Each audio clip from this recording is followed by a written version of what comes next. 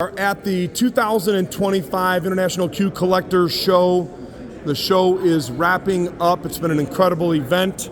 We are standing in front of the Edwards collection with Mr. Steve Edwards. How you doing, Steve? Doing great, Andy.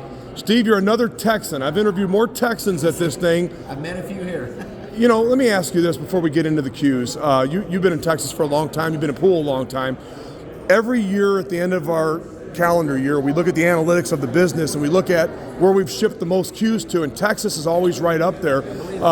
Has pool just always been huge in Texas? In parts of it, I would say so. I think that the Austin scene has been pretty big. The movie, The Tale of Texas Pool documents that pretty good, and Houston has always had a big scene too. Yeah. So I think around Houston area and Austin has always been really big, and Dallas used to be really big when C.J. Wiley had his pool hall there, Yep. and Rusty's had their place there.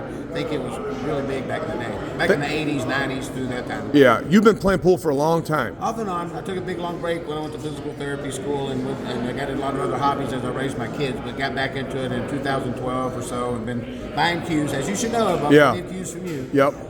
Got into buying cues and trading cues, and finally my wife said, "You can't keep all these. You have to sell some." So now I'm on the fence between being a dealer and a collector. Yeah. Well, let me ask you this, and I've always known that you have a lot of cues, and you've got great taste because you've got a wide variety of different types of cues, and you have an eye for fine cues.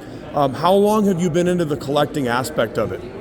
Well, 2012 started figuring it out, and then wanted to know what it was nice to have a custom cue and the difference between custom and production. And I knew there had to be something to it after reading so much on AZ Billiards and following everything. And then once I started dabbling with custom cues and felt the difference in the quality and felt that hit, it's almost like a drug. It just kind of gets you, and then it was just on after that. That's pretty cool, man. I got addicted to it. Yeah. So now that you're selling cues, what's the name of your business? It's On the Hill Cues and Cases. Can you give us an idea of what you've got here on the display that's available?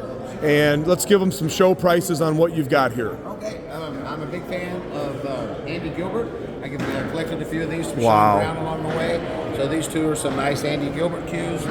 I like ebony, and I was lucky enough to win this Ariel Camelli and a Raz. Wow. And I've got two Aaron Astles that both came from a raffle.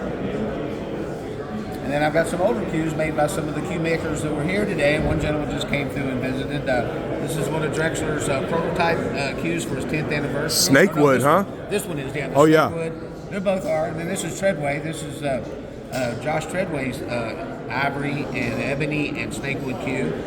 And also have the same snakewood. Here's a really nice blackpick. This is actually Alan Hopkins playing cue. That's snakewood and ivory. Wow.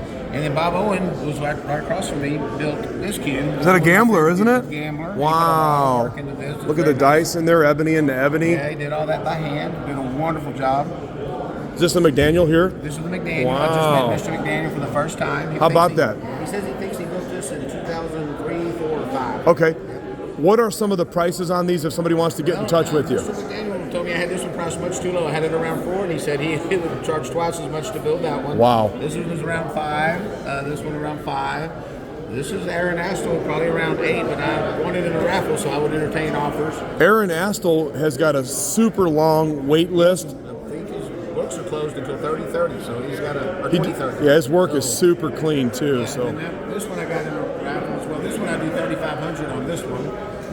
And on this Carmelli, it's an older one with the good stuff in it. I think I'd have to go, I'd like to get 6 out of that one. But again, I won in a raffle, so I'll entertain offers. And I'm kind of partial to my Gilberts. I don't know that they're necessarily for sale.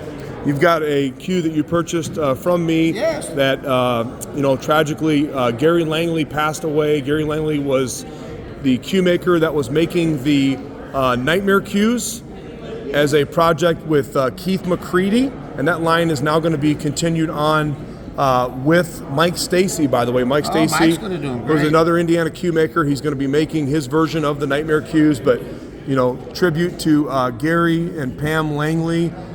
He's got this cue right here in his collection, and that's a Langley cue as well. That's a one-of-a-kind cue that belonged to a relative of Gary's. It's got the floating points, got the bird's eye handle, and then you've got if somebody buys that from you, they get the signed picture of Keith McCready as well. Yes. There's that right there. You've got more cues than what you brought here with you as well. Sure. We left a lot at home. They told me to bring 10. And anything significant if somebody is looking for something maybe rare that you've got that you're willing to sell out of the personal collection? I've got a lot of Titleist cues. I've Okay. got a lot of Titleist, and got a lot of ebony cues, and I got a few vintage type cues that we found a lot of research on one we thought was maybe a Herman Rambo, but the consensus is that it's not, but it could be a early model Palmer, but it would fall into my kind of vintage Titleist collection that I've got.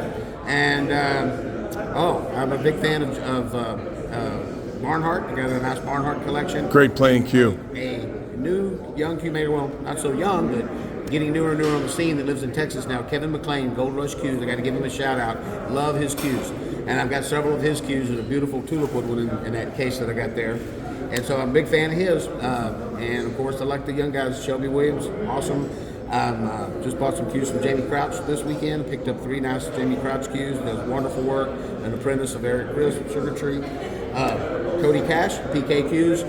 Awesome hidden cue. I've got 8 of his cues. I've got a really beautiful turquoise, ebony, and cocobolo he made for me that we designed together. Bridge points, wrapless, gorgeous cue, and a beautiful pink ivory and ebony cue that he made. You got great memory still, Steve. I'm banking on these young guys making it big and and keeping the thing going with custom cues. Yep. Chad McLennan, Cam Cues, got 3 of his cues that are all awesome. So really try to get on the train, get with these young guys young, buy their cues, support them, and help them make it big. Hey man, thanks for taking the time. This is the Edwards collection. Steve, tell us how they can get in touch with you if they want to buy, sell, trade, do some cue business with you. Just give me a call or look at my Facebook page and give me a call in Texas. There we go. There it is right there. There's that phone number right there. Let me see the area code, Steve. 817. There it is, 817-240-2684. And if you didn't see that and you need to get a hold of me, I can put you in contact with Steve, but you can look up Steve Edwards on Facebook. Steve, thanks for doing what you do. There you go, the Edwards Collection, International Cue Collector Show, Chattanooga, Tennessee.